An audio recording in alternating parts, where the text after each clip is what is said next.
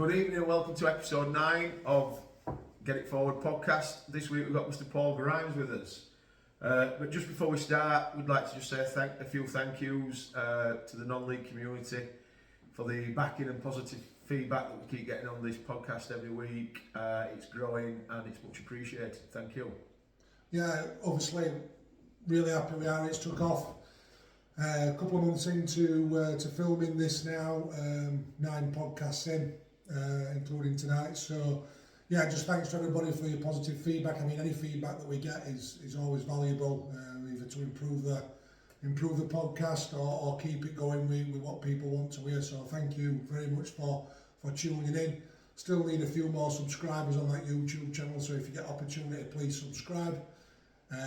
Without further ado, tonight, Mr. Paul Grimes. Welcome, Grimesy. Thank you. I'm not sure I'm going to help you subscribe. I'm sure you will, mate. Different catchment area. Let's get them in. I'll get my lads' mates to sign up. Don't worry. All under 13s. Yeah. All them on. Yeah, that's it. Get it over that 100 mark. That 100 mark. So, as we do every week with this, Paul, where did it all start? Football-wise, it all started my grassroots journey as a kid at a team called Saints. So I don't remember being that interested in terms of it. It was different in the 90s where you didn't join a team at 4 or 5 years old like they do now. Kind of my first team was under 9s, and even then I think we just played friendlies and trained, and we joined the league at under 10s. So my school team, they made a team for weekends, and I was invited to training. I don't think by any shakes I was kind of like the top player or an outstanding player, but I was left-footed, so my dad was I remember him telling me earlier, you've got half a chance being left-footed of getting in a team. And this was back in the day when it was 4-4-2, might multiplexes size 5. Just every week seemed to be a boggy pitch. No 3v3, no, 4v4s. Human kings, straight and studs, the lot. So I started off playing as a left back at under 10s and 11s. Was your dad left-footed? I was about to ask the question. No, nothing in the family. Dad played a decent level of kind of amateur and semi-pro football. Uncle was a pro at Scunny and Hull City. Neither of them, from what I saw, were significantly left-footed anyway. So yeah, I don't know where that's come from. But it got me in my first football team, I'm pretty sure of that, because I was straight in at left back, because I think no one else wanted to play there. So and when you don't know anything about positions and stuff, you kind of just adapt to it. And we had a coach, John Simpson, who I still would stand by. I would say, in terms of learning the game, I was only with him 2 years, but some of the level of detail of coaching was way ahead of his time. He was a repetitive drill kind of coach, and taught me the basics of that position and some of the basics of football. He was a great coach, so I owe a lot to some of the things that I do now. I remember him trying to reinforce really early on. But Interesting that, isn't it? Because when you look at it and you think, right, he's taught him how to be a full-back. For then somebody who becomes a winger forward, who's playing between centre halves and wingers. yeah. Do you think that helped eventually? You know, thinking about Thinking how a defender, what defenders don't like, and you know what they prefer wingers to do, maybe so. And I remember just playing under 10s and 11s. The one saving grace was, for some reason, I took penalties as well. So even though I was a left back, we were in a really successful team. So some games we won't be very busy at the back and the goalkeeper, but they let me take penalties. So that was, if we were beating a team quite comfortably, we'd get the odd penalty, and I couldn't score a penalty. So yeah, so I had some saving grace, but I got a little bit bored, I think, of that. We had a really successful team, and I was lucky, or maybe not. It depends how you look at it. Of that team I played in, the best team in the area. What sort of area did it cover, Paul? Was it just Scunny, or did it branch out? North Links, it's North Lincolnshire, so it's Scunny and surrounding areas. But we did used to go and play tournaments and cup games in Grimsby and things like that. And you know, we had some good battles with them, and we were a good side, definitely. And what happened though, I think, was I did get a little bit bored, and part of that, my first memory of football is Italian 90, and I would have been 6. And I don't remember much about it other than the West Germany game and going out, and the kind of the popularity around Gaza and Gary Lineker at the time, and both Tottenham. So I became a Tottenham fan after Italia 90. They were my first kits. No geographical affiliation to London whatsoever in the family, but it's just those two players that you hang your hat on. Yeah. And as I played football, this was before the days of YouTube, and I remember around the time I was getting into it, was watching videos of Tottenham's like greatest goals in the season and things like that. And I don't want to say a lot of it was self-taught, but I used to watch and idolise Teddy Sheringham. He was my idol around the time when you used to go to the park and go, I'm so and so, I'm so and so. Days have gone, haven't they? Yeah, I can't imagine my lad Ashton going down the park and going, I'm Trent Alexander-Arnold or anything like that. I think For 6 hours. Yeah, 7 yeah. hours. And 6 week holidays. Yeah. Surviving on 3 ice at pots. the risk of sounding like an old man, that's what it was. Yeah, it was just football, wasn't it?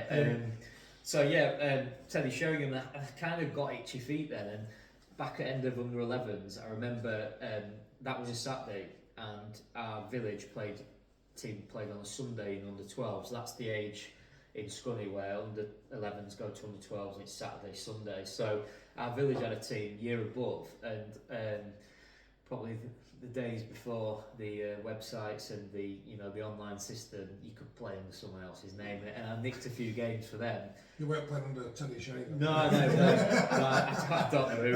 Eddie Sheringham. Yeah. I don't know who I played under, but I remember them asking me, and they were poor side, and I remember them asking, where do you play? And I just straight away said, I'm a striker, I play up front, thinking this is my chance here. I'm not playing left back on Sunday as well, so I played for them and got a bit of smoke blowing up my backside, I imagine, and then all of a sudden, this is it, I'm a striker, and against probably the better advice, I decided the season after to leave my successful team and go and play for my village team as a striker, just because for fun, just because I enjoyed it, and it wasn't a new position to learn, because in my head and at the park I was already a striker, I already knew how to play there, so I kind of dived into that, did one season at under 12s, I scored a lot of goals, albeit in like the B division, and luckily enough, it was back in the time where academies didn't start till under 13, so I played against I didn't know at the time, but it was going to be the future under 13 Scunthorpe United Academy, or whatever they would have called it then, Centre of Excellence. Manager, he managed another local team and had a good game, so I think actually his pool of players would have been in that top league, but because I'd come up against him and done well, I got a trial when it was trial time, so load of lads, must have been about 50 at the first trial. We went down in back end of under 12 season. Talking about 95 now, 94, 95, 96? Yeah, it would have been, yeah, 95, 96 probably.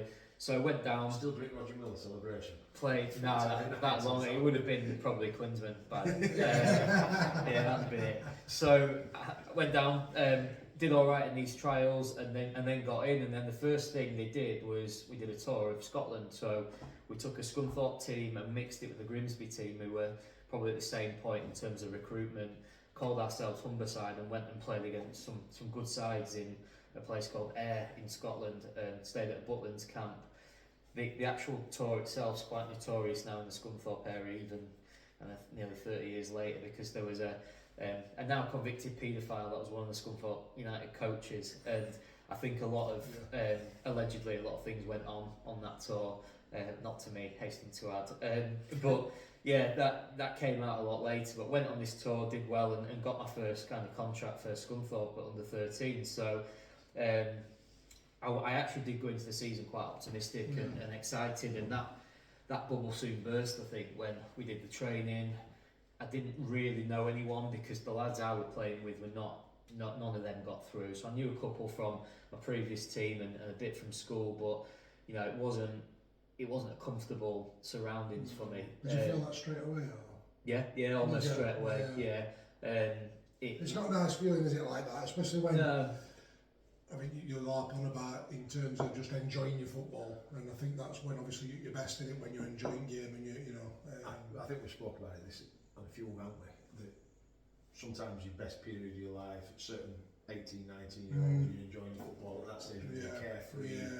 Similar when you're 14, 15, Yeah. you know, Yeah, no pressures, is there? Just go and enjoy it. I've played under different managers since then and learned to adapt, but at the time I was that player that needed an arm around the shoulder. Yeah. He told me he was brilliant, needed to play, and it wasn't like that. It was ruthless, which, you know, that's the way they decided to do What it. sort of squad numbers were it? Were they I think we probably had about 16, Yeah, 17. yeah. I knew halfway through that season I won't get another year. just want to play 90 minutes, don't you? When Yeah. you're at that age as well, just play your games. Yeah, play some minutes. and I know a lot of lads, it must be devastating if that's what you want and you get told you're not getting another year, but I'll be quite honest, I was relieved when the news came. I was like, I knew it was coming. You know, there's no way I'm playing 5-10 minutes every week and then getting a contract at the end of it. So you kind of, the inevitable put me out of my misery. And even to the back end of that season, I started playing under other people's names for the odd game for the village team, just to try and get my mojo back a little bit, try and get that love back for it. And you know, a regret is that I probably should have knuckled down and gone, challenge in front of you, do more, and I probably didn't do enough. Went back to my village team, probably had like 2 or 3 more years just enjoying it, really, just you know, playing within myself, not really chasing anything. No opportunities came back up in that time with, you know, now they'd have exit trials and you'd be there and everywhere. Yeah. I just wanted to get back playing football and trying to copy what I saw on Match of the Day and stuff. So It's quite a niche area though, isn't it, Scunthorpe? it is, yeah. I always think that you've got like Scunthorpe, Lincoln, Grimsby, very secluded areas, and they only tend to have their own lads involved. Yeah, Until definitely. obviously 16s, 17s when people start getting released and pick them up from other clubs. Yeah, and that's probably how we ended up. When you look at like the 17, 18-year-olds that were my age when they got to that, not that many were local. Probably about 50-50, and some had got from, like you say, some of the surrounding areas. So yeah, played for a couple of years, and then got to about 15 and ended up playing a bit of men's football, which was eye opener. Probably what Sundays or yeah.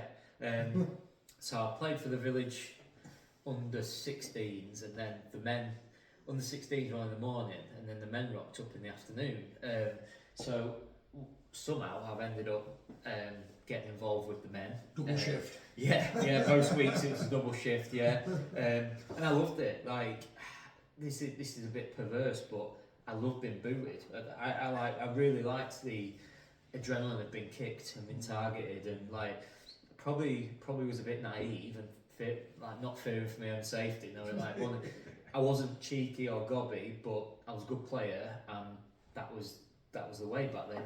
You got a reducer in the first 10 minutes and see if you could jump back up, and I think I've carried that ever since. I've always like relished that side of the game of going, I don't mind a bit of that, and you know, that, you know, I've never felt intimidated even playing at 15 with big blokes. It's never really been a thing for me. So playing men's football, got to play with my dad as well. So my dad ended up turning out as like a player for a bit of it, and he'd have been mid-40s, I imagine, somewhere in and around there. Maybe I've been unkind to my dad then. It was a bit younger. That was my weekends, and I got to play with him, which is a really nice thing to say when you get to 40. I got to share the pitch with my dad for kind of like half a season. It was.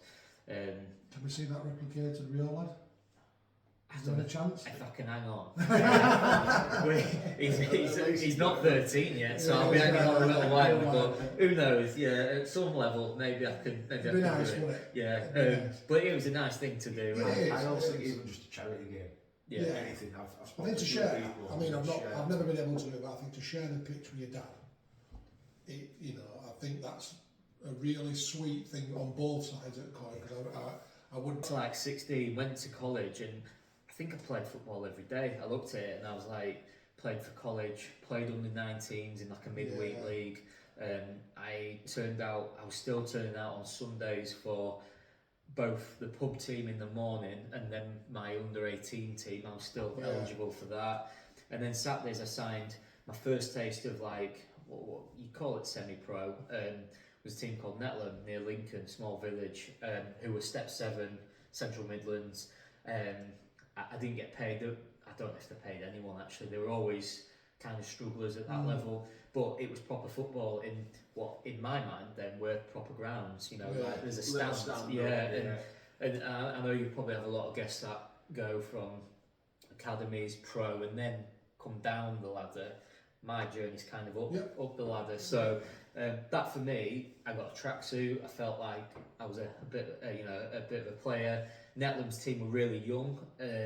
Like a guy I still comes watches Lincoln, Paul Odds. He was the captain, but he'd have only been 2 or 3 years older than me. He really looked after me, made me feel welcome at 16. And actually, because we were struggling, it was a little bit easier. Like it wasn't that pressure of relegation, because I'm not sure you go anywhere from step 7. So we were. It kind of moved me on a little bit quicker because I was in. I was playing. Played for Netland, enjoyed it. I think I probably did a season and a half, and then Scored a few. Yeah, I did all right. I think I played left wing back, left wing. Gradually got myself back where I wanted to be up front, and Teddy Sheringham, give me the number 10. No, I wasn't. I wasn't kind of that demanding. I think that's going back to your left foot thing again, though, isn't it? Yeah. He's a left. Where do you get him in? We're a left footer. Balance. It's a balance. You go back to it every time, don't you? It's like square pegs round holes with right footers at left back and left mid. You just don't do it there. If you've got an out and out left footer, it just suits it perfectly, doesn't it? But and I had a good experience at Netland, and then probably halfway through my second season we played Barton Town, and Barton the same level but a little bit more ambitious, wanted to get out of that league and closer to my house as well. Well, they're still at the facility they are now then, Martin? Yeah, same, yeah. They've had a bit of work done since. Yeah. Pitch was still getting waterlogged every 5 minutes. But yeah, it's a big pitch to get water. Yeah, there was still. It happens. So I played against them and I did all right. I remember scoring a free kick, but I had a decent game, and kind of Pete Mitchell, who is still involved with them, I think his club secretary, came up to me and went, "You're a local lad, played against you for under 16s, 18s and stuff. Why are you playing for these? Why don't you come sign with us?" And nobody's asked me. Coached me, and I went, and the first time first time I've ever been paid to play football. It wasn't a great wage, but Netland never paid anything, not even my travel or anything like that. So to move to Barton, it felt progressive. Yeah. It felt like the right thing to do. Signed for a manager called Neil Buckley, and Bucks' ex-Hull City, as old school as they come, centre half. And part of the journey was Scott, also signed for Netland slightly after me, and eventually came to Barton with me a little bit longer. So that was kind of my first experience of. What did they say? We need a centre half, and you had 2 options, Scott or your dad. I just said, I just said, look, I've got a mate. It's part He's of not as good as my dad. Yeah, I needed a chauffeur, so I got Scott there. But I remember him saying to Scott, we still talk about it, he's telling Scott as a 17-year-old beanpole raw kid, pretty boy, go and head the back of his head the first chance you get to a striker. Go and break your nose a few times, and then you'll know what it's like. He's actively encouraging Scott to miss the ball and head the lad's head. And Scott's looking at me going, What have you brought me to here? We're going out tonight. Can't be doing that. So yeah, but that's how Bucks was. And Bucks, to be fair, looking back at it, reflective, in the moment you don't think, but he treated me a little bit different. He saw me as maybe, I don't know if you'd say match winner, but certainly let him do what he wants going forward. Don't give him the same demands as everybody else going the other way. Because I at the time I wouldn't have headed the back of anyone's head either. But yeah, he was a good manager, good bloke. Really kind of put expectations on me, but in a good way. Kind of said, look, you're going to win us the game today. Fluffed me up a little bit, and I had a good season and a half at Barton, I think it was.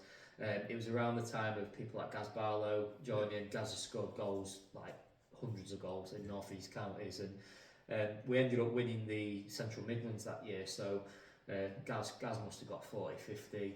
I was probably in between. I played a few games up front, but more left wing. My job was to cross it for Gaz. Basically, a little bit of interest from Brig at the time, as we were doing well. So I wondered whether the season after was going to end up with that. But then halfway through that Barton season where we won the league, I ended up getting a trial at Scunthorpe United. Weirdly enough, I was still playing Sunday League, and turned up one Sunday at a place called Burton, and we were all right. Our Sunday League team, we won more than we lost, and I spotted the Scunthorpe manager Brian Laws with a dog walking out, thinking, I'm sure he don't live in Burton, but didn't think anything of it. That was going to be my question. He was at Sheffield Wednesday, wasn't he? Yeah, I just associate him being a Sheffield fella. Yeah, He's been walking his dog.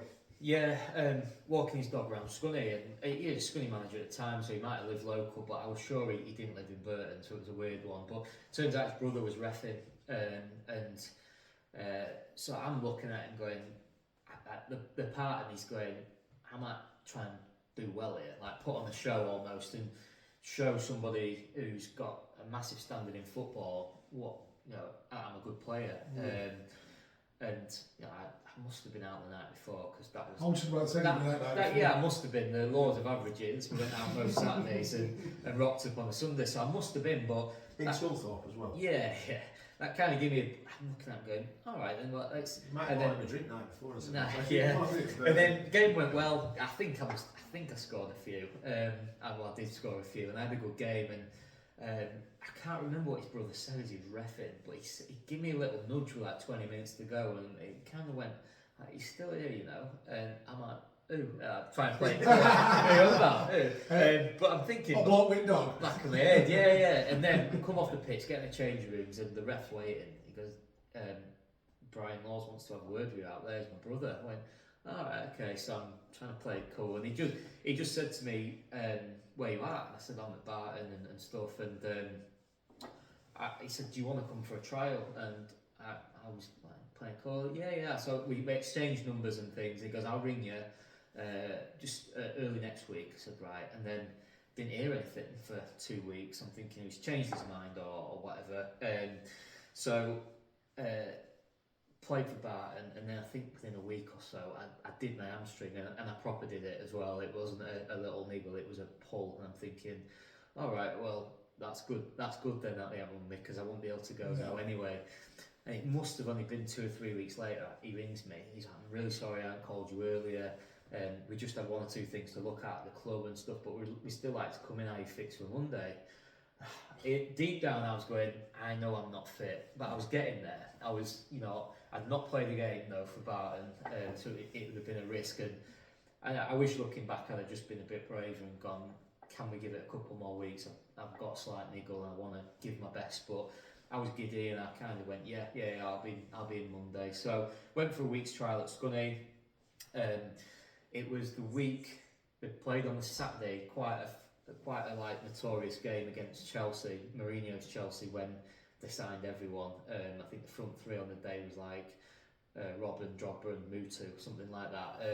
So they had a good side out. And did you go to the game? Well, at Stamford Bridge, yeah. So I went actually as a fan, and then on the Monday I'm there at training, so I've rocked up. Yeah, and I'm bricking it anyway. I've never been that, certainly at that age, to walk in the changing room and kind of, especially not. I'm going from Sunday League to that, and they're all showing each other signed Chelsea shirts and stuff. And a couple of them, a lad I knew, like more socially, Matt Sparrow, kind of took pity on me and tried to make conversation. But I did all right. I trained okay. My hamstring's okay. But in training, the stuff they were doing weren't really sprint and power stuff. It was like a lot of short stuff and things. I got through it and then played Notts County. Did 75 minutes, I think. Did all right, but I was definitely playing within myself. Just keep it simple. Don't make a mistake.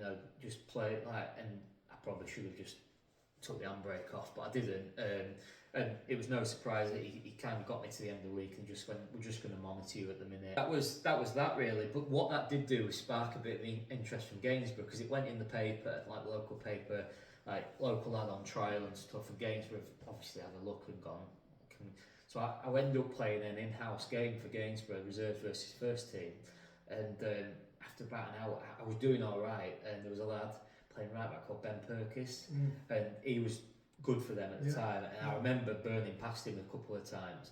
I don't know if he was quick or not, but on the night sometimes you just feel sharp, and I'd burned past him a couple of times and put decent crosses in, and he stopped the game, manager, and gone, right, you swap with you. So I've swapped shirts with the first team players, so he's put me in the first team in that in-house game, put me in behind the front two. I'm thinking, what's going on here? So I played the last half hour, and then he's asked me to come with them on the Tuesday night, I think it was the following Tuesday. So I ended up going 2 games with Gainsborough, Stalybridge and Southport. Got 20 minutes in both, but again, maybe I needed someone to go just see it out, do what you can. But I got itchy feet again. I thought, I'm not travelling a couple of hours for 20 minutes. When to Brig, first time playing step 4. So yeah, that's kind of the end of that Barton chapter. We won the league, which was great. I also think that's some jump as well. Yeah, it was. Well, that's a jump. Yeah, because that's Yeah. Central Midlands into Evo Stick Premier at the time. Yeah, Like Division 1 or which one was Yeah, it? what would they call it? Unibond. Unibond. Unibond South, I think South. it Yeah. would have been. Yeah. Yeah, with Brig. So. It's in East Counties out. Yeah, it's a jump. Yeah, It's a yeah, jump. it is. Yeah, and didn't really know the manager, Dave McLean. He kind of come out of the blue of, can you come train with us?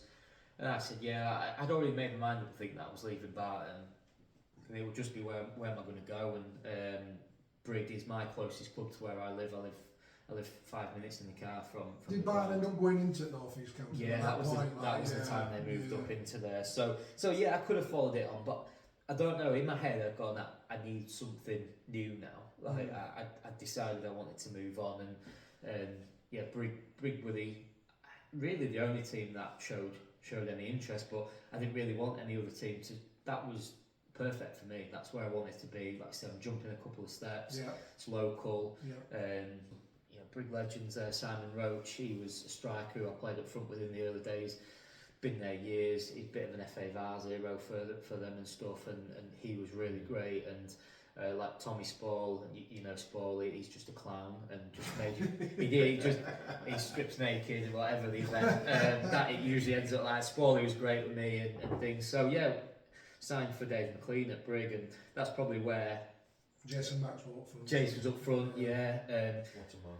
Yeah, I'd had John. That was a bit later. We had when I signed the front two were Simon Roach, who was a legend, but probably about mid-30s, so he was coming towards the end, and then John Eyre, who is an absolute Scunthorpe United legend. Got promotion with him in '99. I was at Wembley when John Eyre was involved, and like I was still a bit starstruck around him as well. It's a weird thing. I remember us arguing over a free kick, and I'm like, "You take it," and he's like, "No, you take it." My knees in pieces. I can't curl the ball anymore, and I'm like, "All right, fair." But like that was great for me, and that was the first time I thought to myself, I'm really I found a place where I feel welcome, involved, but I also feel like I'm playing a proper level now. Do you think it was easy for you to be accepted being a local lad?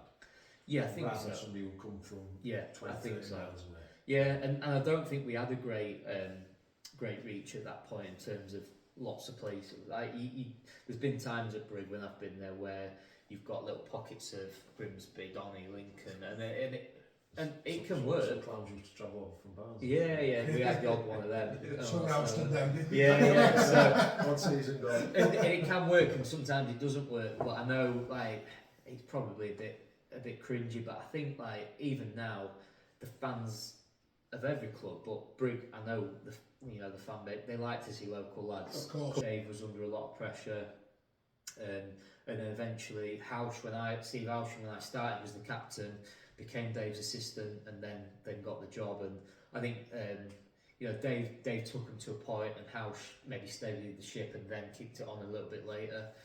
So yeah, that was kind of my signing for Brig, and then I probably did 3 years there before I made my first move. But during that 3 years, we competed at Unibond South. It would have been my last season there. Probably sparked my next move to Retford. So we ended up with a front three going to Retford, who you probably remember the Retford side, and Neil Harvey, Mick Godber, people like that. Some side. Yeah, they were a good side, very good side. And we went there. I remember going there. Strong. Yeah. I think it were one of them sides where there's no weak link. Yeah.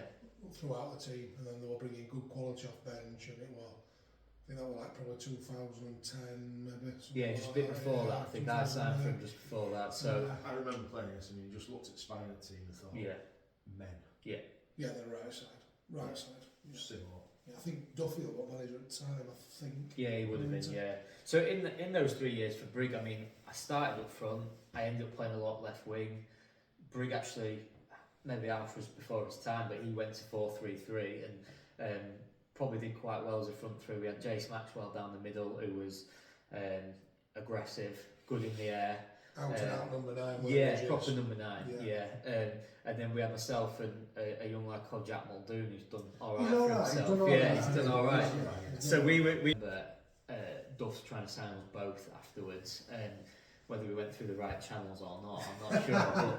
But to be fair, we both said the same thing. We said, look, it must have been February, March time. We said we're going to see the season out with Brig, and we'll see what the summer brings, I guess. I think Jack ended up going to Sheffield FC. I think he moved on, and then they did come back in for me. I'd say the summer. It was probably about a day after the last game of the season. Duff was like, I told you I was going to ring you.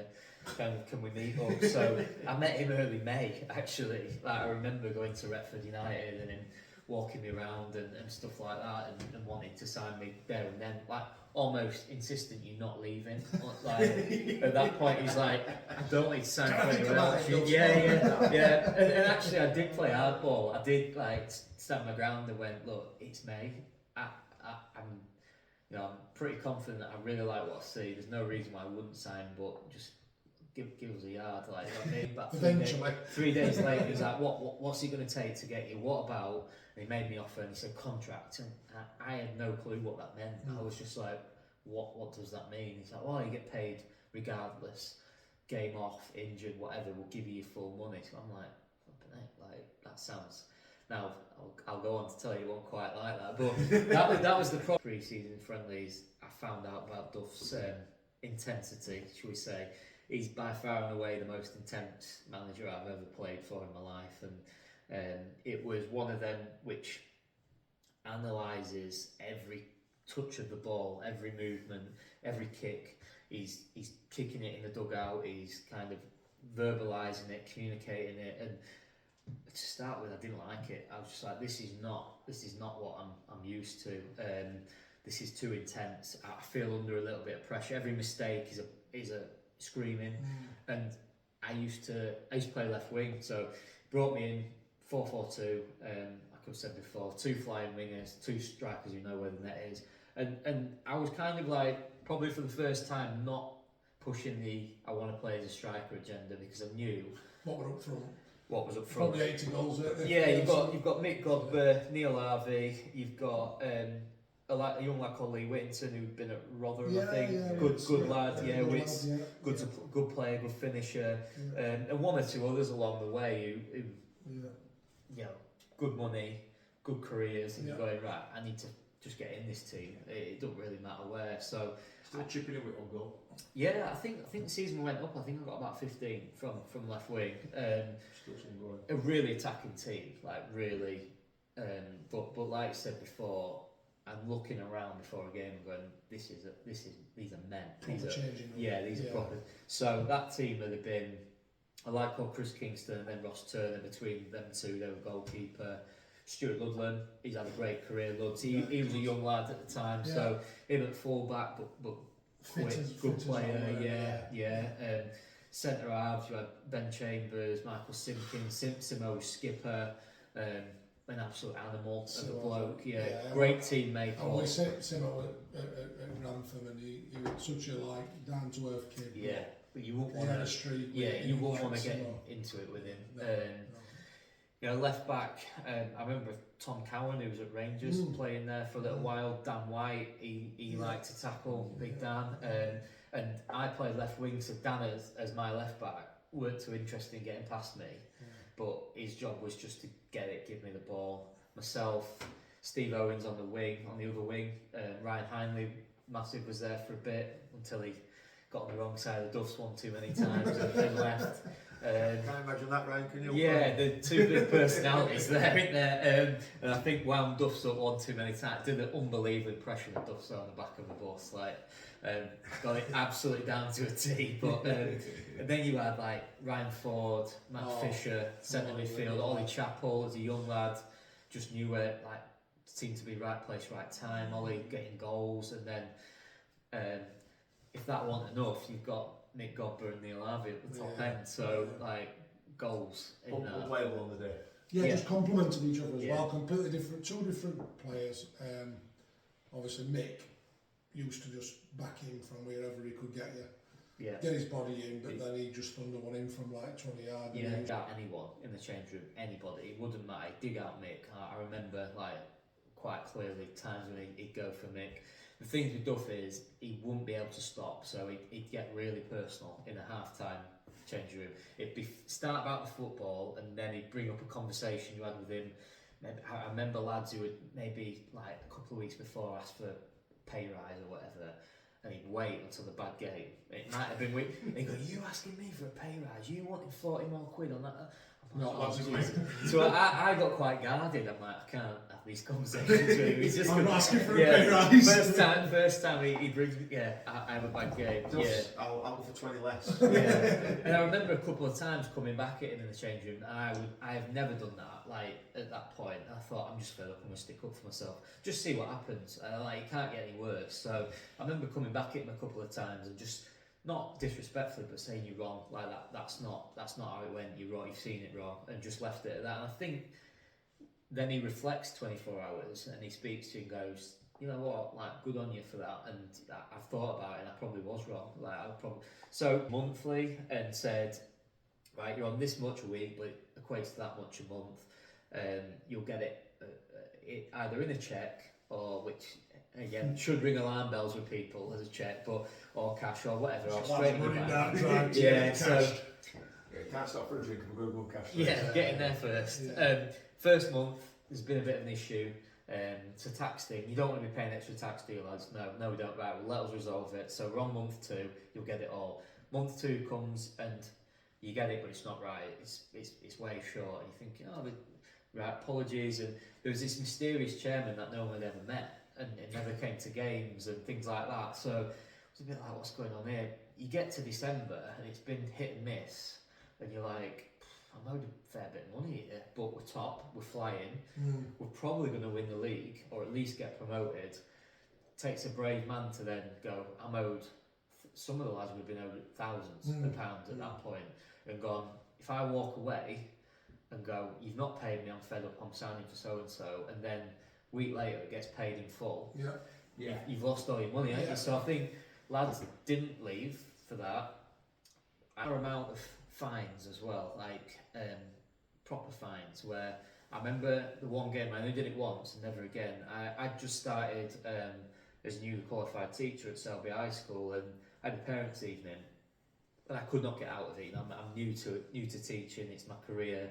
I can't move it. It's all night, and I've said to Duff, look, I'm sorry, I can't play Tuesday. Like, I'm really apologetic. And he was like, no problem, but it's 2 weeks' wages. I went, oh, all right, what does that mean? He's like, I'm fining you 2 weeks' wages. And then he spun it as, it's not come from me, it's come from the top, it's just something I have to do. I'm like, oh, all right, okay then. And then it transpired that there was quite a lot of 2 week wages fines going on to try and like recoup some money. So they were quite ruthless like that. But I do remember some great times when we won that league at Retford. I think we won it at Stocksbridge on the last game. I think we'd already won it, and I think we got beat actually on the last game. Post management at the front, players at the back, and then around the 35-40 minute mark, one bottle of wine's gone, and this is on the way after a game, by the way, not before a game. He'd be swaying down the back of the bus, and it got to a point where I knew what was coming. I'm thinking, oh God. So he liked having a wrestle with some of the players, little bit of banter, and then it always turned into a play fight. So typically Steve Owens got it. Steve's smaller than me, so I think Duff's is a small guy. So I think he's eyeing up. He's like, I purposely sat on the window seat so Duff's would have to lean over somebody to get me. So Steve never clicked on, so he's gone for Steve. Steve liked it as well. The wrestling, I remember one time it's ended up in mass bodies in the stairwell where the toilet is, and lads have waded in. And a good manager, we got up that year, and it was a really enjoyable season. And I probably got more out of it because I came out of my comfort zone at Brig. I went Yeah. to a club I knew nothing about, Yeah. integrated with lads. I had no friends there to start with. But lads who have maybe probably I been had no on friends at the that, end. lads Yeah. who have probably been on that non-league circuit a long time as Yeah. well, like Yeah. so I've been in Yeah. that game a while and And ex-pros and Yeah, I probably felt at that point I've earned my stripes here. Yeah. You know, I'm established Yeah. at this point, that maybe the October time, and I left a couple of reasons really. My career at work outside of football was starting to. I was travelling to Selby. That's a long way, it's a different way, and it was probably getting on top of me. And actually, they brought in a couple. They brought in Colin Morrison, who went and played left wing. And scored a lot of goals. You know, he's a striker, but they put him on left wing, and the amount of goals at the back stick he scored with that striker's instinct, I couldn't get in. You know, I think he had an incredible run at the start of goals, and I couldn't get in basically. And I said to Duffs, I think I need to leave, and he took that quite personally actually to start with. He started talking about going on the transfer list and Brig at that point. So I don't think I had many offers at the time, but I don't think I encouraged many offers. I think I decided, you know. Had you already scoped them out?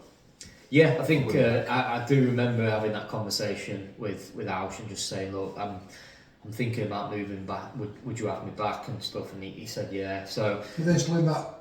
Certainly, South, step 4. So yeah, and you were there, weren't you, at that time? So I'd not known Luke until then, but decent team. Great at change that room. point. Yeah. Like I say, Pet didn't start the season, but Pettinger came in as keeper, and not to do a disservice to back 4 that included me and Scott, but he's probably got us 15-20 points. Yeah. We are good in where as a keeper. Yeah. Ridiculous. Yeah. Best I've ever played as a keeper.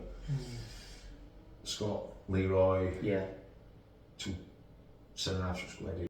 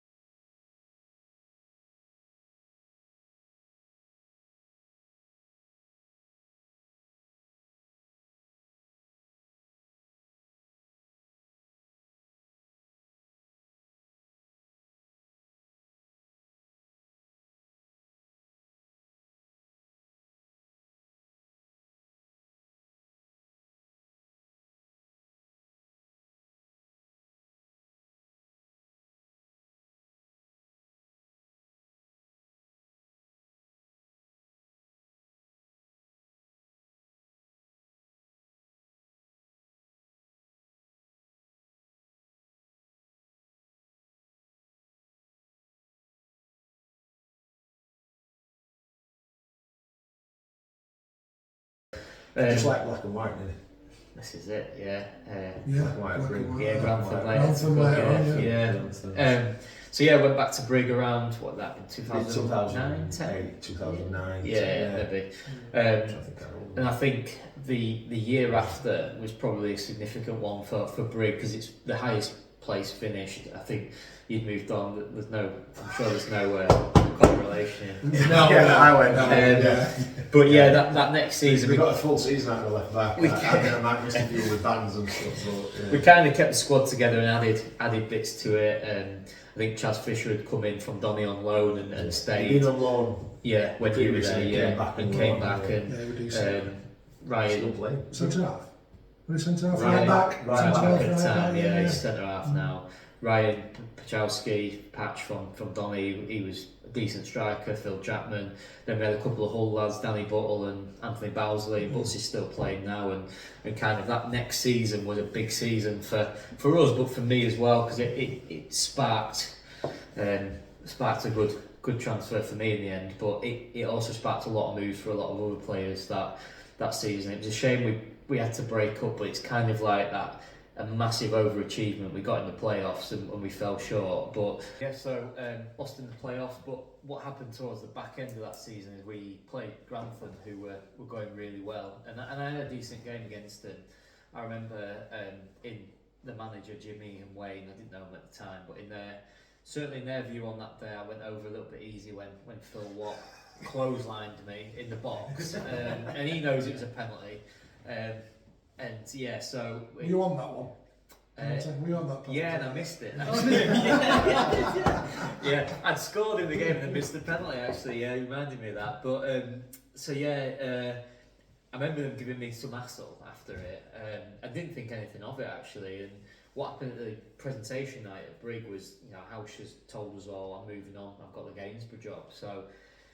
He's like, I'm going to take 3 or 4 of you most definitely with me and I'll be in touch. And I'm thinking, I've got in touch and I thought nothing of it, but I thought they've got nothing to lose. I'll go and meet him at the ground and the ground, it's quite nice. It felt like quite professional, big stand and like what they talked, I knew they had a good side, but what they talked about was kind of Jimmy Albans talked about me and what he wanted me to be like in that team and where he saw it working and things like that. And they offered me a little bit more money than Gainsborough, but that's an hour from my house, Grantham, so that wouldn't have even covered the travel. That's an hour on a good run. Yeah, definitely.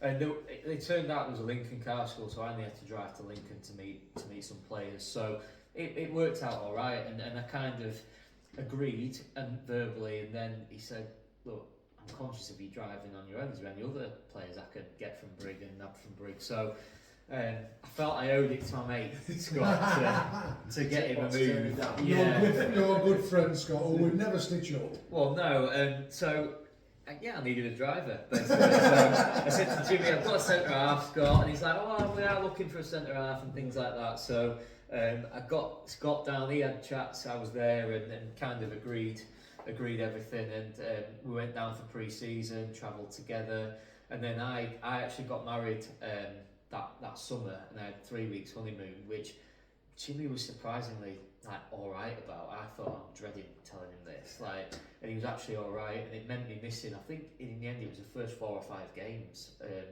which I've never done since to that extent, but a few away games, probably first round of FA Cup in there. Yeah, it was, and but I thought I'm here for the long haul, so I'll be back, and it'll be late August, but I'll knuckle down when I'm back and stuff, and by the time I did come back, Scott had left, so my car school, he managed 1 game. And he turned up, I think he was left out at 16, so his head went. Interestingly now, as a manager, he'd be saying, oh, look, no knee-jerk decisions, you'll be back involved soon, get your head down, but he wasn't patient, so he decided he was off back to, I think he went, I'm not sure if he went to Botsford next door, Brig, but he moved on anyway. So that left me back to square one. So I thought, right, okay, well, it is what it is, and by then I'd got friendly with the Lincoln lads, so I was at least meeting them. And then, I'm on honeymoon looking at results, and I think we maybe won one, but we got points deducted because Phil Watfield is addressing wrong or some daft reason like that. So I think by the time I arrived, I think we played 5 and we had 1 point off a draw. And You were happy to see you then? yeah, Depends. Depends where he went for his honeymoon and how much you enjoyed it. yeah, Florida and then on to like Miami. It was quite nice. But Waffles. yeah, Lots of waffles. I think I was in reasonable. I think I was in reasonable nick. I think.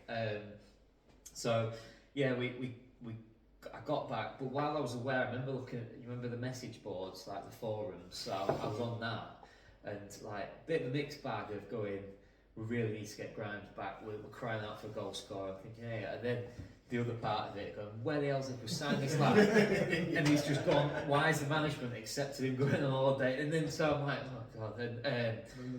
And he's going to struggle to get back in. Yeah, they weren't always the kindest, were they, to look at? If you had a bad game, they were quite ruthless. But I remember looking and going, all right, well. So I got back, and my first game was in midweek, and I remember it really clearly at home to Hucknall, I think it was. And we were 1-0 down and not playing well, and you're thinking, oh god. So he's called me on, and within 5 minutes, and there's been a few good goals I've scored, like, which are quite instinctive looking back, and why are you shooting from there? But I had a shot, went in, it was a good goal. We ended up drawing, which again, not ideal, but for me, I'm like, that is perfect. And like, straight on the message board. Like, what they're saying here, yeah, they're like straight on there. I'm reading it, and they're like, what a goal! Like this lad could be the one that gets us out this rut and stuff. So I don't know why. There was a combination of things. Grantham just felt right. It just felt, again, no affiliation to the club whatsoever. But turned up. Jimmy and Wayne by far. No disrespect, I really like playing for Alf, but Jimmy and Wayne were different, and I really took to them. I genuinely felt like they believed in me. It wasn't a token gesture because we've brought you in, we have to back you. It was a genuine, team talks were get in the ball, put it in the channels. They had a very definite way of playing. Saunders brothers there. Yeah, so we'd have had Rob Murray in goal, decent keeper from Grimsby. We had Sam Saunders, Phil Watt, and Grant Brindley. Again, like that is a dominant back four in the air. We didn't play that higher line because it wasn't blessed with pace, but they made it work. Amen. Yeah. two good wing backs, Lee Potts and Sam Persico. In midfield we had Martin Ball, who Ball is gaffer at Eastwood now, but played a lot of Carlton with Grant. Very good player, could see a pass, but could compete as well. You know, like centre half who was playing in centre midfield essentially. Reece Lewis, like if you were asking top 3 teammates, Reece would be in there just because he was 6'4", could run, and round the running track we soon found out as well. Dennis Rule, the coach, was just adamant on fitness. We were so fit as a team. I don't think I've ever been fitter than when I was at Grantham, even after the honeymoon. And then Gio Calcelli, a little magician. He could thread a pass. He had some issues with his knees, so he didn't play right at the top, but he played in the pocket really well.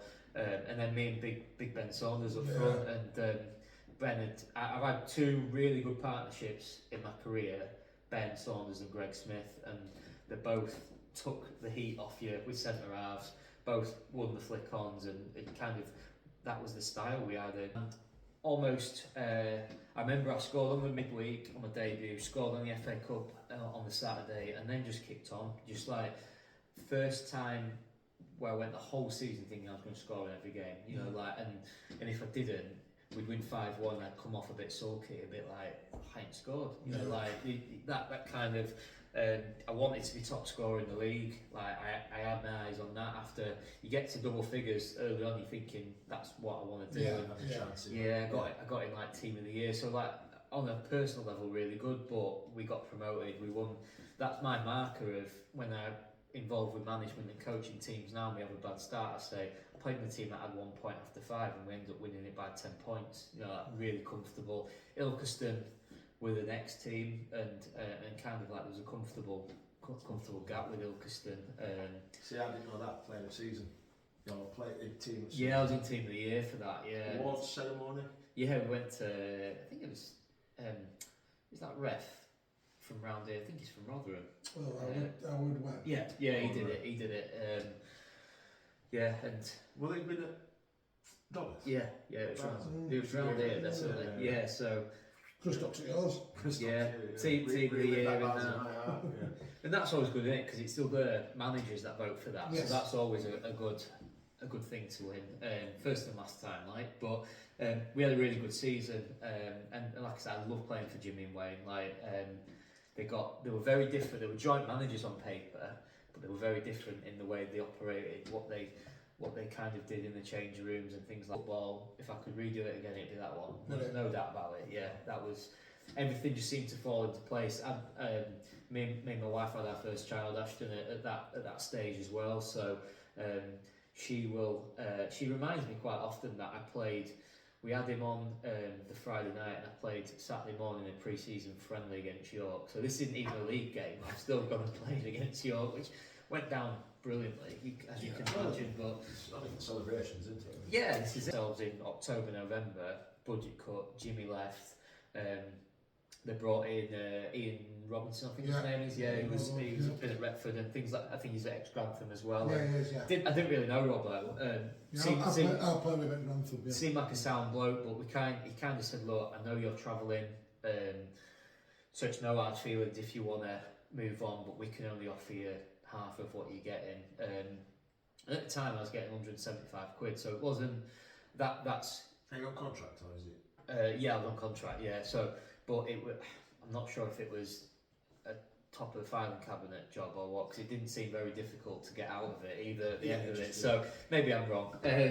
So Robbo just went, look, and that 175 quid was on the back of being in team of the year, top goal scorer in the league. So that's decent value for step 3, I thought. And with the travelling on top, Robbo was just like, can I give you half? And I just thought, actually, just had our first one, made. Jimmy and Wayne leaving took the gloss off it a little bit, and like I said, no, I didn't really get to know Robbo. I didn't give him a chance, but it just felt the right time to move on again. So you've also got to respect their honesty. Yeah. Saying, look, this is what it is. He's not trying to bully you and say, look. No. I don't think you get in that situation now, can you? I think you've just got to go in and just because if you've got a remit, you're just going to be open and honest with players that are there, aren't you? And hope that some of them go, yeah, no worries, but. Yeah. But to be fair, having played against him, he was that kind of player. Always hard work.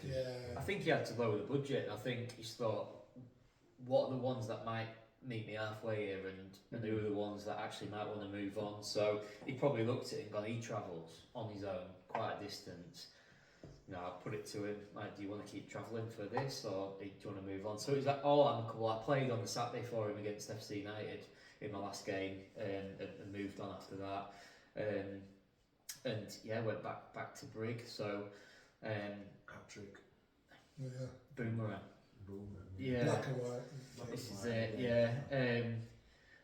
And Scott was there at the time actually, and I wasn't looking on enviously, but they've got a new manager. They've got a decent squad together, definitely. And I was kind of like looking at it, going, yeah, I can. They might do so. I was thinking they might do something here, and if I go back in there, I was full of confidence. I was playing at step 3. I'd done well. I'm thinking I might be able to go and be the difference here and get them up the league. But I went, and I can't even remember much about that season. It was a fizzling out kind of season. It was a mid-table. I did all right, I think, but certainly didn't like hit the ground running like I did at Grantham. Went back in, but it felt like the manager, Mick Gray, was building towards the season after. It was like season of transition. We're trying to blood some young lads. He got some good players from. Mick was Grimsby based. He got some good players from Grimsby area. Alex Flett, who's Cleethorpe's legend. Liam Dickens, who had played for Cleethorpe. A young Brodie Robinson was there. So he had the makings. He's put that team together now. It'd do half decent, I think, but they were all very young. Yeah. Mick, I think, came from like an academy background, so a lot of his players were ex-Grimsby Town, which was never a problem. Like I talked about, like people from different areas. It wasn't really an issue. They were good lads, and I still speak to some of them now. that team was just a bit young, I think. Technically very good, just lack leaders. Dan Barrett and Jaffa were still there, or certainly joined it later on for gearing towards the season after. And actually, the season after, I went into it with loads of optimism. It made me captain, Mick. I think because I was the oldest player. I genuinely think he just looked at him when he's done all right recently. He's an older player. He's local. I'll make him captain. Because I've never been captain before, and I've never been captain at a club since, other than the odd game at Winterton. Probably armband were a bit too baggy for some. That'll be it, yeah. That's it, yeah. Couldn't carry it. So yeah, went in there. We did good. One of the most enjoyable pre-seasons I've had, because we went to Essex for a weekend. We played Grays Athletic on the Saturday. Went out at night. That's a blur. In mix. For some reason, Mick decided it'd be a good idea to play Grays under 21s on the Sunday when we've all been out Saturday night as well in July heat. Yeah, it was. How did that go? I can't remember the score. I couldn't say. Saying that, it kind of did for me because I ended up with like 10 in the first 10. A lot of them penalties and consolation goals and stuff, but that selfish part as a striker, he's looking at Leaky Bucket Scott at the back and going, any chance you lot keeping a clean sheet? Because I'm doing my job. And we had me and Jordan Fewis up front. Jordan was a young lad, just out of Scunny Academy, didn't get pro, and still learning the game, but loads of ability, loads. And we had a good side. You're looking at it, you put it now on paper, and you go, that should have done something. Step forward. We were down the wrong end, and then. I'm sure you've probably got a question maybe been sent in around Mick, because Scott Matthews I still play with now. Scott was a young lad at the time, and he must ask me about it every 3 months or so. Just tell me about Anthony Bowsley was sent to Bowles, right? About missing this penalty. So I'll tell you the story. This is the first and I hope in my mind anyway, only time I've really fallen out with a manager, like properly head gone with a manager. Because I'm not. My beliefs in football is there's a lot of football snobbery around about players have this idea this is how the game should be played. You've got to play it the right way. You don't. You've got to do what your manager wants to do. And the club wants to. They're paying you. The manager's paying you. There's no right and wrong way. Whether you're results driven or you're developmental or whatever it is. Like, don't be a football snob. And I've always, whatever a manager's asked me to do, you go out and do it. In private, you might go, not really enjoying that, but you enjoy winning, and it doesn't matter how you win. So that's my philosophy, and kind of like I've never fallen out with the manager, but I fell out with him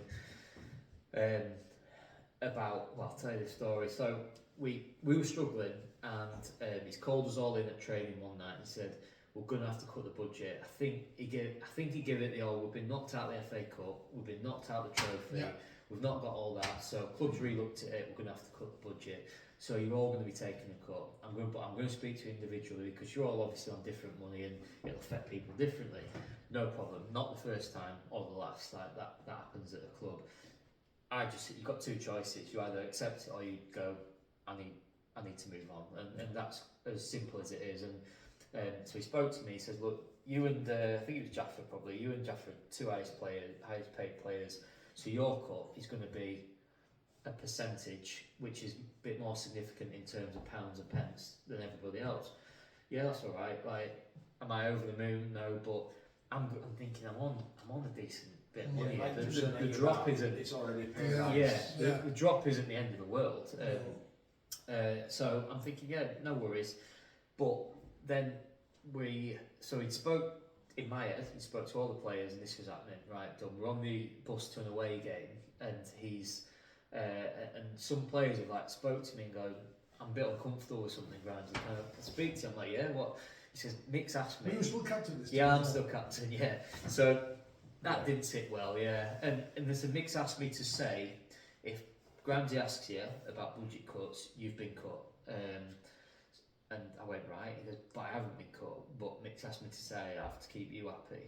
I went, I'm thinking, mate, where's this come from? Because I wasn't kicking up a stink. Like, I think he thought I might have done. So he's tried to, I don't know what his thought process is. He's tried to like preempt it. Gone, look, if he asks you, this is what's happened, you've took this amount of money.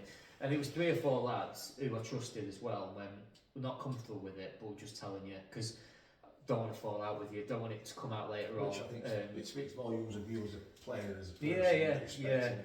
I think if you put yourself in that situation, I'm telling them all day long. Yeah, And I'm telling my teammate all day long.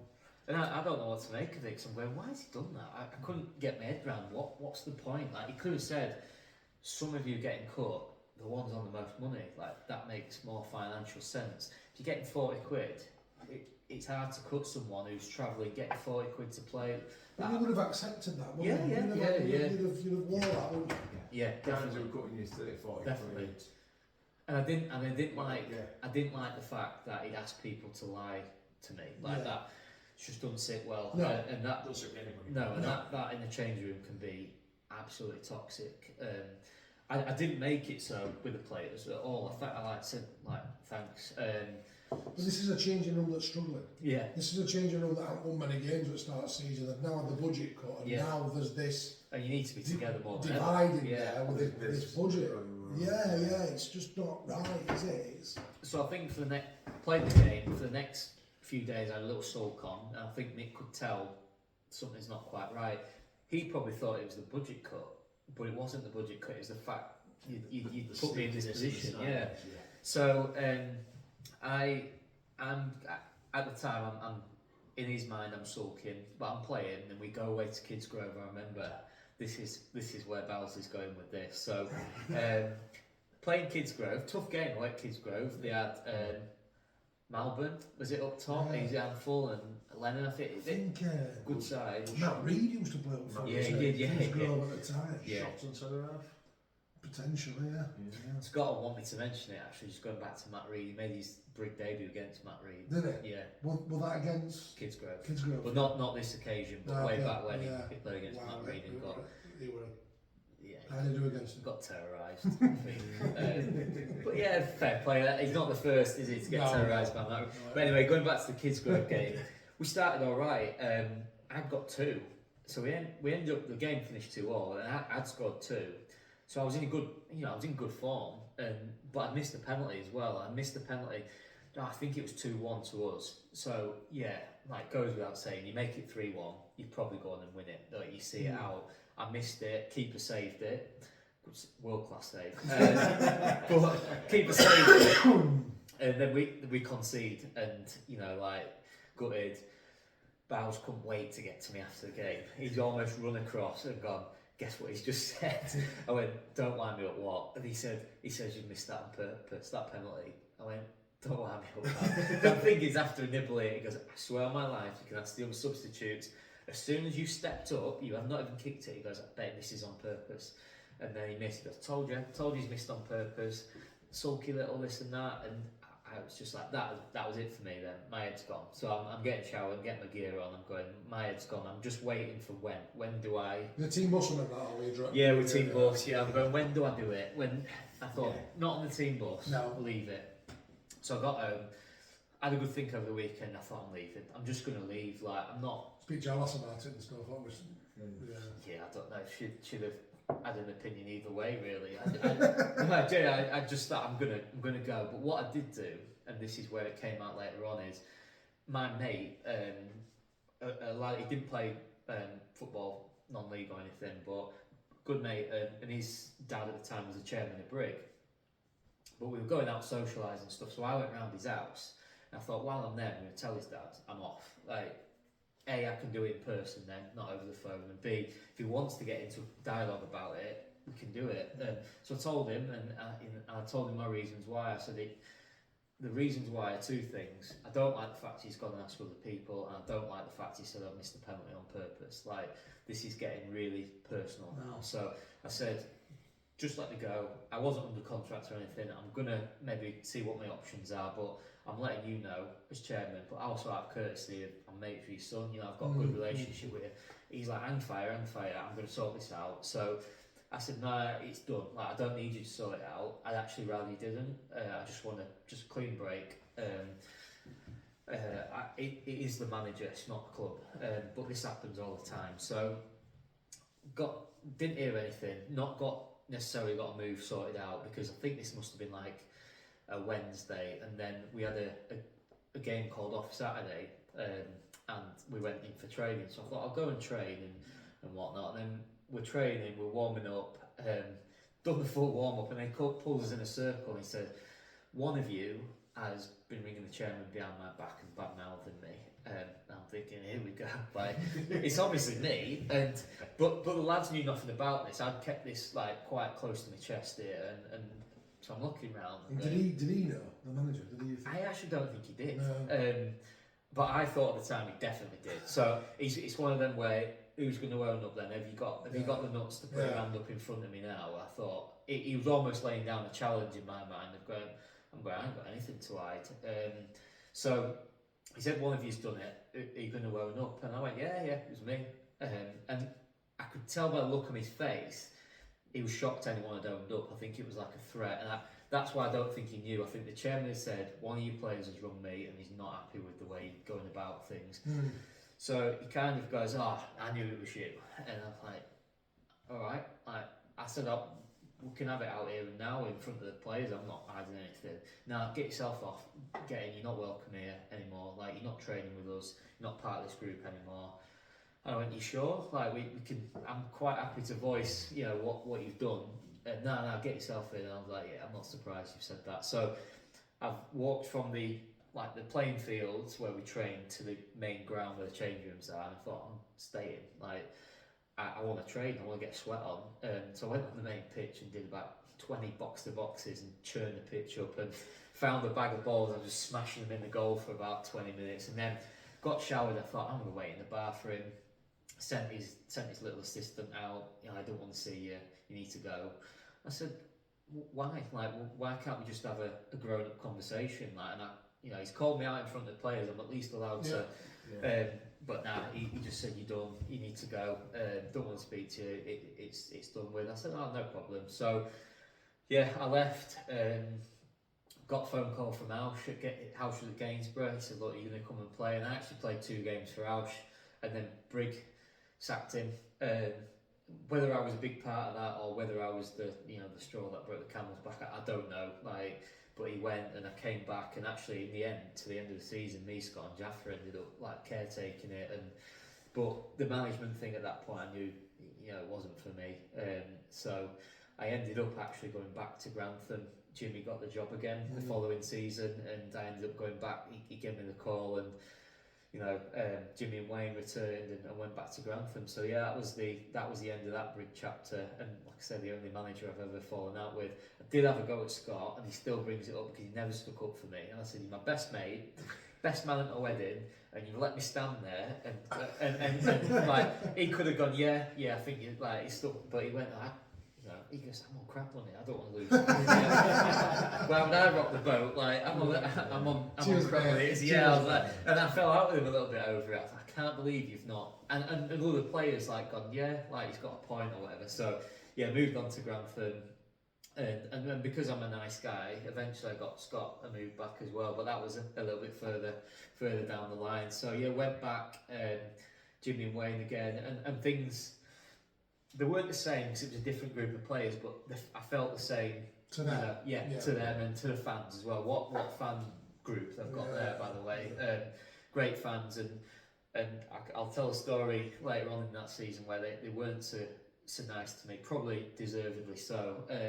But always love playing in front of them, and like I said, the one club where I felt a proper atmosphere every week, and even if it's small in number, it always feels like more. So yeah, I love my time at Grantham, even though at the end I probably made it was the biggest regret I've got in football, most definitely. So went back with Jimmy and Wayne, saw out the rest of that season, kind of moved on, and then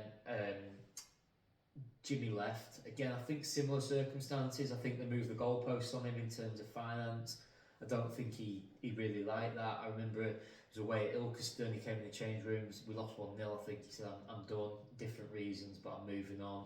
But Wayne's staying, so I was kind of like, Wayne's part of it. Gutted to lose Jimmy, but I'll stay with Wayne. They brought Adam Stevens in. Good manager, done amazing things at Colville first, and then at Rushall.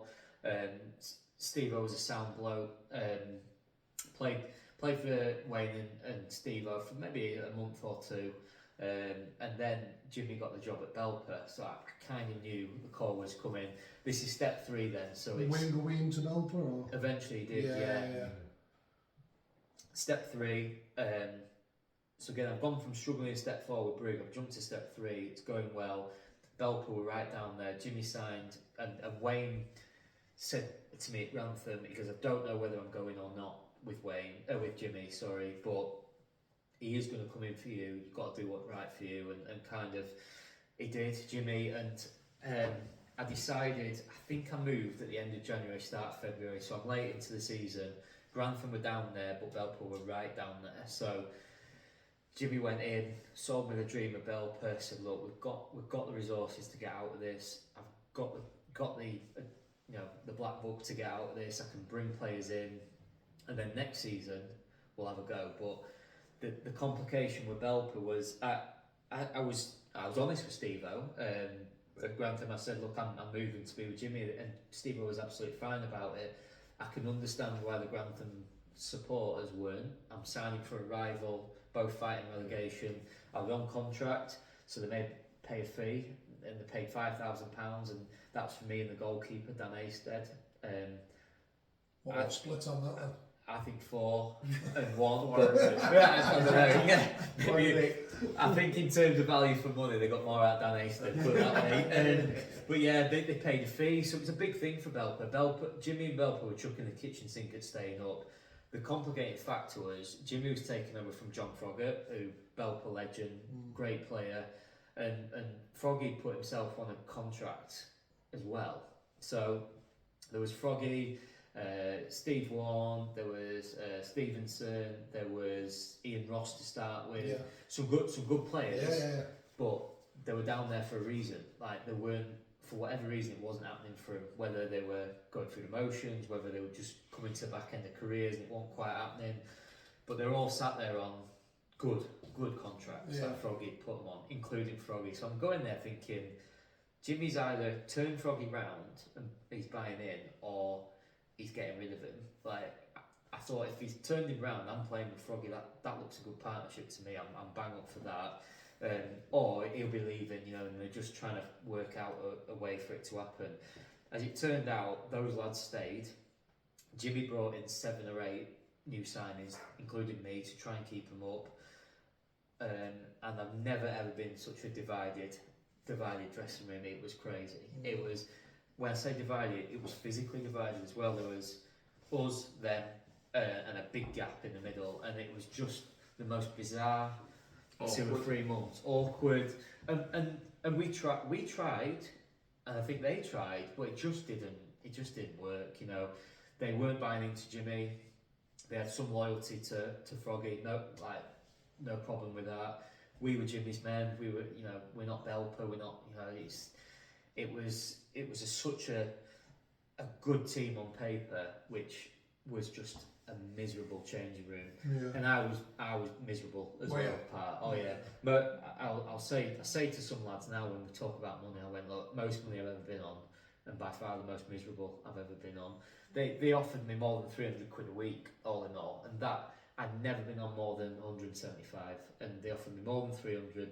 They offered me incentives if we stayed up. They offered me goal bonuses, sign-on fees, and like in the end, I felt guilty taking it because I just didn't deliver. I think I probably played 15 and I scored 3 or 4. Like, it was a bit of injury in there as well, and it just never worked. And I was miserable. I really was. And like, people look at that and go, yeah, but take the money.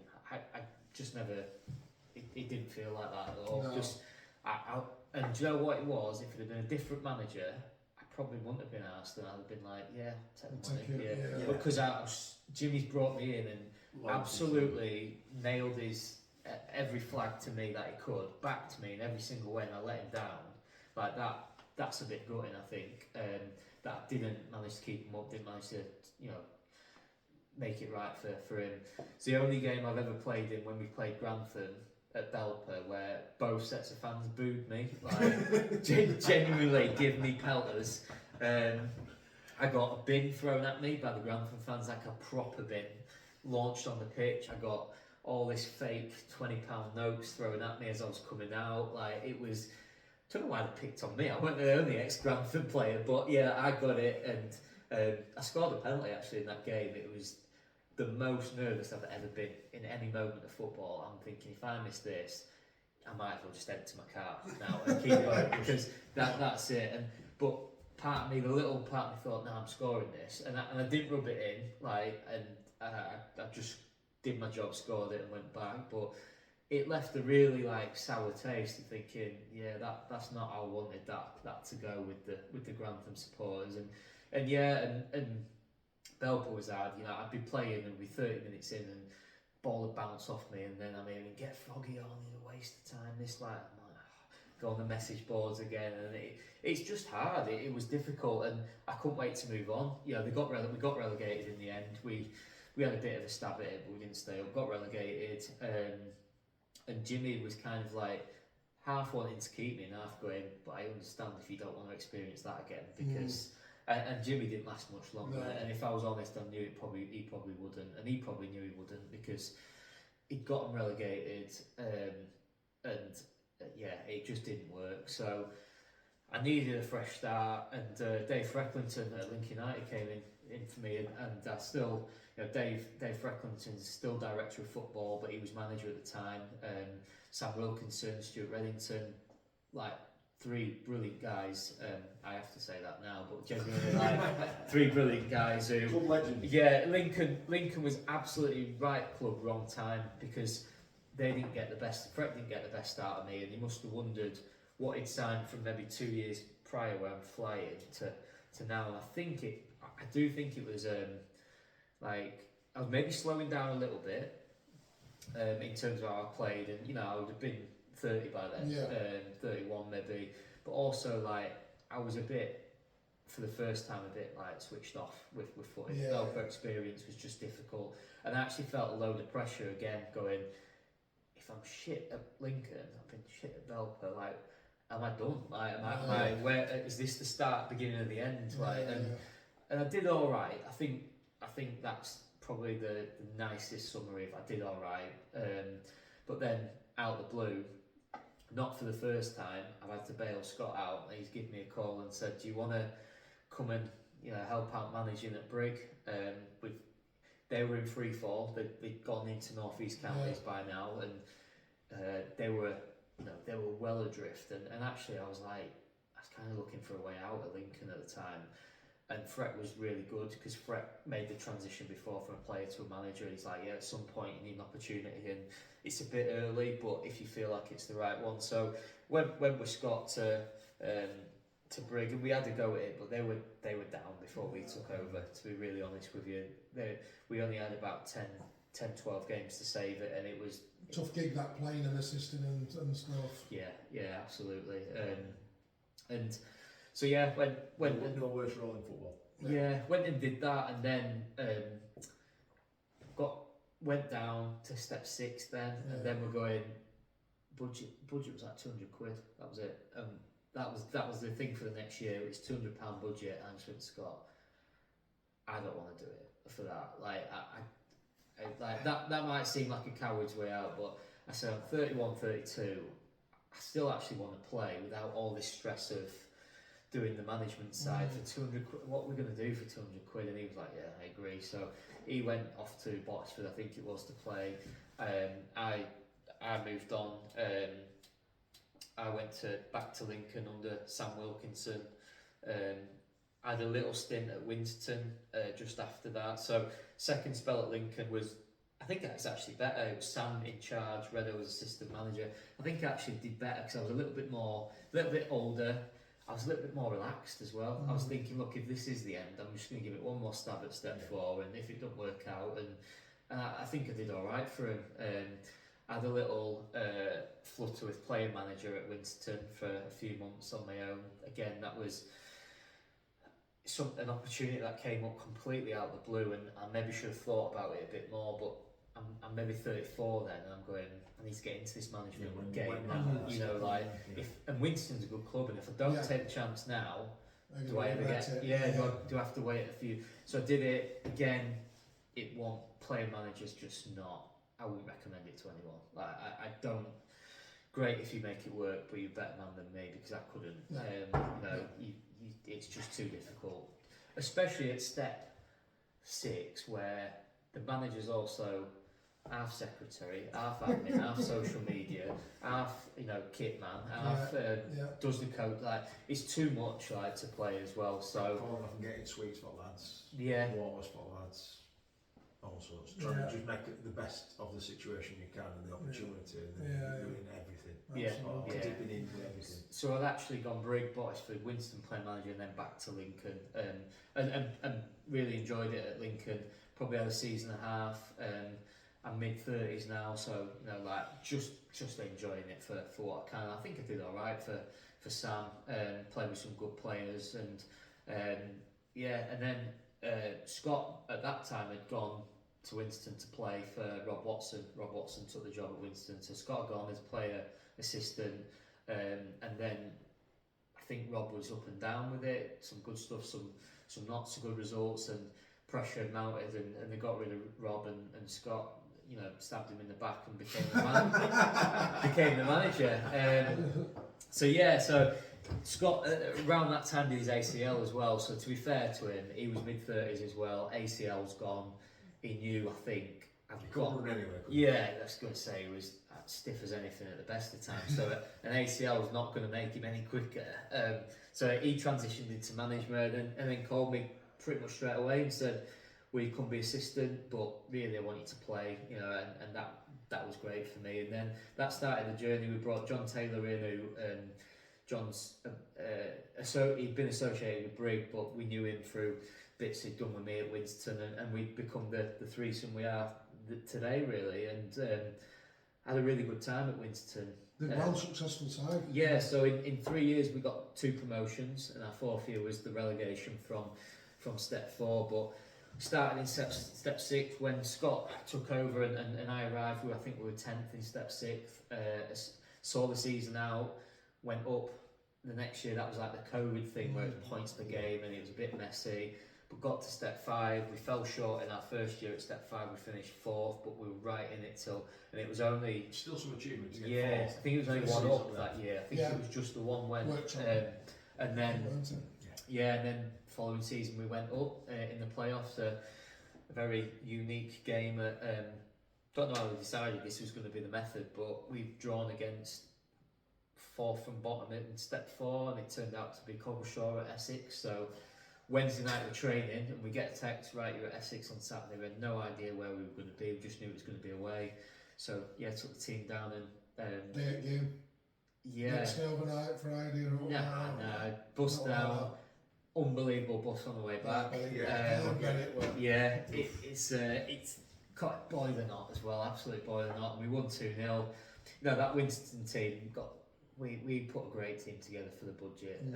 I know maybe spoke a little bit too much about budgets, but is usually the budget's reflective of the league. You're not going to be far away, but I do think we were an anomaly at Winston. We were on, absolutely. We felt lucky. We found Josh Walker on Selby's bench, and he come in and scores 40 odd in 2 back-to-back seasons. And we've got Steve Ridley and Lee Ridley playing for 50 quid each, and Josh got us up. No doubt about it. Without his goals, you don't get up. But Lee and Steve were unbelievable. But I have to give them a mention because such a significant part of what we did.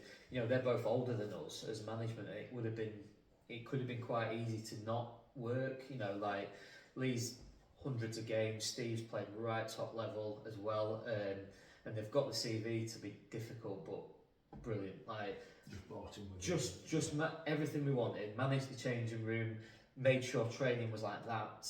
Would not accept it from anybody else. Never put us in a difficult position, and just fantastic players as well. Like experience on the pitch, and I know quite rightly they were the right people to take over from us as management. Because if anyone was going to,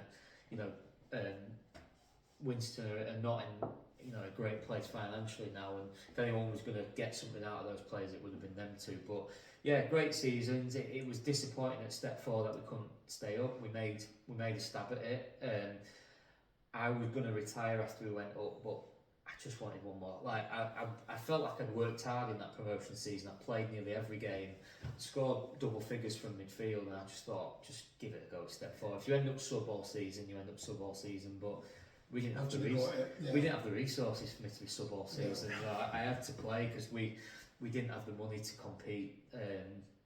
And we went down, but we did give it a good go. We were in it until the last week of the season, And ironically, my last game at Step 4 was against Grantham, and we won 2-1. I think I scored 2. So that's a weird old. And they weren't throwing stuff at me either. So that was a nice finish. And all bins have been put away. Then just like coming towards the end now. So we've got we moved to Lincoln. We were, they had a really good season last year. Lincoln. Did Lincoln come for yourselves? Yeah, a bit of both really, a bit of both. So they had a good season. Chris Funnell was the manager. Chris took them to the semi-final, took them to the playoffs in the league. So, we're talking kicks of a ball here, difference of, it could have been different, but, they parted company with him, and Sam Wilkinson I still talk to, kind of sounded me out and going, and I said, well, funny enough, we're intending on giving our notice at Winston as well. So once we've done that, let's have a chat, and that's kind of how it went down. And thankfully we had a bit of CV and a track record now at Winston. So I don't feel like it was you're an ex-player, so we actually had something at Step 5 to look at and go credible. Is it a good squad? Yeah, definitely. And Joe, it's been a bit. One of them where did the other manager go into another club? Yeah. Did he take some players with him? He has now. Yeah, it wasn't straight away. Okay. So he has now. He's gone to Boston. There's 2 or 3 who he worked with, and likewise one of the coaches who was involved went to Botsford and Sleaford since then. Has took some, but it wasn't. I felt like most players gave us a chance. Turned up at pre-season. Some decided to move on. Cal Foster went to Cleethorpes, great move for Callum. You don't begrudge people doing that. That's life. But we inherited a group. We brought in 5, I think, from Winston. So we weren't shy in doing that, and that got us a bit of stick as well at the time. Winston reserves and all this on Facebook. But the Lincoln players now, and I said it at the time, you soon forget. Who were the 5 that you took from Winston then? Jamie Chury, we took Henry Moore, Jack Varley's joined us since then, Scott Matthews, and I'm going to miss one out. And it was Adam Bartram, he's done his ACL, he's out for the season, at the start of the season. Owen Vincent came a little bit later, who, he's a fantastic player, unbelievable player, Owen, and he went to Cleethorpes, didn't quite work out, but we had him at Winston as well. And so we took... No, that's half a starting 11, and that can backfire pretty quickly. And actually, I don't think I'm wrong in saying I think it's taken a bit of time for us to gel. The Lincoln players accept us. They had loyalty towards the old manager. They had good relationships and things. I hope we're there or thereabouts, because we've got about 9 games left. So if we're not, we're right up in there now. So yeah, it works. I think we'll see what this season brings. The ambitions to get by at Step 4. Freck, Sam and Redo as the upstairs now, all ex-management, understand the game. They could not have given us more. Are you in an equivalent to Northern Counties 1? The Prem, the Prem. Yeah, it's UCL, so we've got Eastwood at the top of the league at the minute, Bourne 2nd, we're 3rd, but we win all our games, we win the league, we're in a cup semi, we're in a cup final, so it could be a really successful season, or it could be nearly men. And what about you personally? You're still playing at the minute? Yeah, in at the minute, I've fallen out with Scott more this year than I ever have about playing. And it's my fault, because I started the season saying, look, we've got more resources here, we should have better players, I'm a year older, if there's someone to leave out, it's me, because I'm not going to leave, I'm not going to go toys out the pram. And then I changed my mind, basically. And I just decided that the best I'll describe it as, if you sat on the bench and you're 40 and then you're called upon, you don't want to make a mug of yourself, because you're not sharp, I do all the coaching as well at the training, so I don't properly join in that, so I need to play to keep it's pride. It's a little bit of, if I'm called upon, I want to be as good as I can be and not be that one guy that's hung around a little bit too long, Yeah, and now people are running rings around him, and you're having to like come in close to me, like get around me. I didn't want to be that. I'd rather have just packed in. But so I'm back in. Good time. You were right in thinking 100 appearances.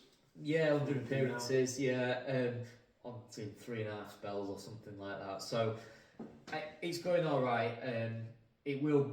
I'm pretty sure it will be my last season, and my wife will be watching this going, "Oh, over 5 years." But just like she's been so understanding. I've got 5 kids, one boy and 4 girls, all aged between 12 and 3. So I've got hectic home life, and she probably deserves me to be able to walk on a Sunday, like now and again. But I want to push on. I don't really want to make any decisions now because we need to get this season done. Yeah. I'd really love us to go step 4 because that definitely would make my mind up. I don't want to do another season at step 4. So we'll see. But it's that pride in me that goes, I want to play. We do a running 5k. I want to be at the front. I think that's always driven me on that little edge, and now it's burning brighter than ever because I see these 20-year-olds, and one of our centre halves, Henry, said it's my birthday the other day, and he's 20, and I'm like, when we born, he's like 2005. I'm like, I was 21. Like, this is mad. Like, I had this conversation with somebody at work the other day.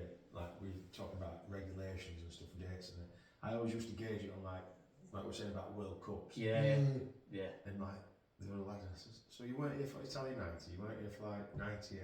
Yeah. Euro 96 and that. Yeah.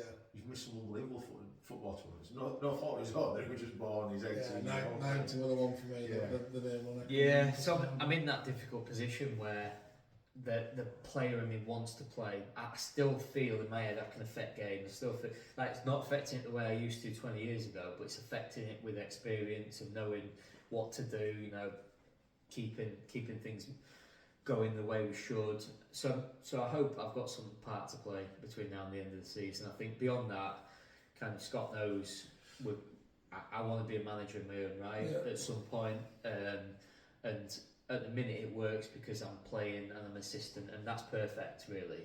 Like I said, the player manager was a no-no. The player assistant, we can just about work out how who does what and things like that. But yeah, after that, I think I do fancy go being the manager at some point. Maybe not immediate. Maybe I'll wait. It's hard when, like I said, you speak highly of Lincoln and the people around it, because like Mozza said, doesn't it? Sometimes it's not about the club. Yeah. It's about finding the right chair and the right people in the club. Yeah, and it won't be, like I say, it won't be right. I've stopped playing. I'm looking around what management job I might change my mind. I might go, no, actually, I'm quite happy doing what I'm doing, or there might be different things. So, yeah, that's where we're at the minute. So, just appreciating every game as it comes at the minute. And look, it'd be a great way to finish, wouldn't it? Yeah. I'm fighting against the light, which is flickering at the minute in my career. But been a really good career. Really enjoyed it. I thought about this in the car on the way. I ain't got actually many friends. I ain't got many friends, but I ain't got many friends that I'm just going to leave it there. that are non-football associated, whether they're ex-teammates, current teammates, everything and that's again my missus knows what my routine has been since. Yeah, I think it's funny, isn't it? Sometimes you'll probably do it in your area where you go around, you'll see people. Yeah. Every time you see someone, it's football related. Yeah. It's not like I used to work with him. Yeah. This is all football related. My son and Barge, I used to play with him. I was playing with him there, and it's. Kids think it's brilliant because it's like when we were playing, and he went, "How do you know the Barnes coach?" I used to play with him at Brig, things like that. But he's kicking on with his career. He's a decent, steady fullback. He's a good player. So. Maybe it's not about your look, is it? No, my son. So maybe he's a good player. Maybe my son makes that decision a bit easy. Maybe his career starts to take off, and my dad has been at every game. And I heard Gary Neville saying something like when his dad used to come watch him. I'm the same. I can't relax until if I know he's coming. I just need to make sure he's there because I'm like, when is he a car crash on the way here? I don't really interact that much with him. I'm certainly not looking for his praise anymore. I stopped that probably when I was about 30, looking for his approval. But yeah, so I probably want to be there for my son. I get to all his games at the minute, and you know we have our ups and downs. But yeah, his career might go in a certain direction that actually I can leave it alone because I can't do two places at once. So yeah, really looking forward to it, and we'll see. Good luck. We wish you all the best Thank for the you rest very of this much. season. I mean, you've still got way more than a lot of clubs have got to play for. Yeah. To still be in 3. Strange that we've still got 9. Yeah. We're down at last 4. What have last 3. 2, 3, 3 years cool and games. a cup semi, but to still be in 2 cups and a chance of lifting that league trophy, which I'm sure you'd give up the 2 cups. Absolutely, yeah, absolutely. The aim for Lincoln needs to be to step forward by hook or by crook. Yeah. Like whether we have to go through the playoffs, we'll do what we've got to do. Crowd wise, I think we're averaging about 250. So I always look at Lincoln a bit like Sheffield FC, of going from the outside looking in. Why haven't you got more? You know, like it's a decent sized city. It's Lincoln City playing at home kills it like completely. If the games are on at the same time, it really does affect our crowd. But as you know, at any level, you start winning games, you start creeping up by 10, by another 10, by another 10, and hopefully, we've played a good brand of football as well. I know I said at the start, if you win it doesn't really matter, but we've got some good players, some attacking. It's like getting to that step 4 level, isn't it? Then they bring more away supporters, and before you know it, you've got 50 to 75 more on gate, haven't you? Absolutely. 320s. Start winning again, 350s, and so on. Yeah. But just before we finish, we did request a few questions to come in. There weren't just a few that came. No, there were a fair few. Yeah, there were a fair few came in. And I think we've answered a couple as we've gone on. There were a common denominator on a few of them, weren't there? Yeah, so You're not able to guess who that one. Well, I ain't got many friends. One pest. Got nothing better to do with his. His missus don't like him, so. No. So the first one is, why don't you drive when you've got lots of cash in shoe boxes at home? I ain't got any cash in shoe box. I get burgled if you put stuff like that out there. But I haven't got any cash in shoe box, and I don't like driving to games, but I do my fair share. So that's not like, but if I'm playing, I don't like driving. No. I exactly the same. I don't know. I don't know what it is, but that's maybe why it puts me sub half the time. So I drive. So not bothered, but there's no cash in shoe boxes. He's on bench. Friday. There's no cash in shoe boxes. Next one's a good one, isn't it? I like the old just one word means a question. It's coleslaw. I've got a phobia about coleslaw. Like, it's disgusting. If it were near me, if it was in this kitchen now, I would struggle. I genuinely I would have massive problems with it, and people once people know that that becomes a problem. So people leaving it in your locker or on your bench and stuff like that. I would just start swinging if someone put coleslaw on me. I would it's disgusting. I hate every part of it. So you know, jungle with Anton Deck and the start pouring coleslaw, then all that's getting. It's all right with Wallaby Ernest, but it's that coleslaw that's that'll break me, honestly. I don't know what it is, but it's just filth. Honestly, keep it away. We've also off your friend again. Something about breaking a Norwegian family's window growing up. Allegedly, This is me and Scott, and he's suggested this is like all our stories of he puts me in difficult positions and I have to bail him out. So he suggested we throw some stones towards this window. This is not hate crime, by the way, or there's nothing to do with him being Norwegian. It was just we were kids throwing stones, and one of them hit a window, and he says it was me. I tried to frame it. And neither of us were guilty in the end, but I might as well. We've lasted a few years. It was the probability suggests it was my stone that broke the window, but more accurate. He never forgets about. I've got a better throw, longer throw, more powerful. But he never forgets about this, and he paints it as some anti-Norwegian hate. I was about 9 years old, so it definitely wasn't. It's not quite like that. So there's been probably a couple that's come in and said, when you retire, singer. You've got a bit. Yeah, I've got a bit. Yeah, most definitely. This is 25 years worth of bus journeys. This is well trained. So yeah, I think I've got a bit in the locker. I can, I've got different ranges, I think. So yeah. What's your go-to? What's your initiation song? If me and Smudger are just signing off and Get It Forward, what are you singing for us? Do you know what? I dedicate it to my friend Scott and his interviews at Lincoln. So I do. It's All About You by McFly. I think he'd enjoy that one. Yeah. Yeah, decent. Yeah. Do you join in with with music class at school then? Singing as well, or leave that to you? Yeah. This is it's fueled usually by a couple of drinks usually. Yeah. What else we got? Oh, best nickname growing up. For me or for anybody in football? For you, we've got a couple of suggestions of Keith and Tripod. Yeah, tripod's an interesting one. I don't think I've no idea where the tripod one comes from. But you're accepting it. I'll take it. Yeah. Don't know who's come up with that, but photography. Yeah, it must be. Yeah, I think there's one I'll tell you off camera, which Wayne Halcrow gave me a nickname which is unsuitable for viewing. It's a little bit dark, but I'll tell you that it was Wayne found it funny, no one else does. But yeah, it's quite inappropriate, so I'll leave that one. And the last one, it were a message that we got asking about best gaffer you'd ever played for, and is it true that it is Marco Pelagia? Is that the correct pronunciation? It is, yeah. For charity matches, Marco is definitely the best manager I've played for, knows how to get the best out of me. He's part of the Scunthorpe United sort of a supporters group which play charity games. I know a podcast and good podcast by the way. There's your plug. But Marco picks me and lets me play on the hallowed turf at Glanford Park. So I've got to big him up as the best charity supporters club manager.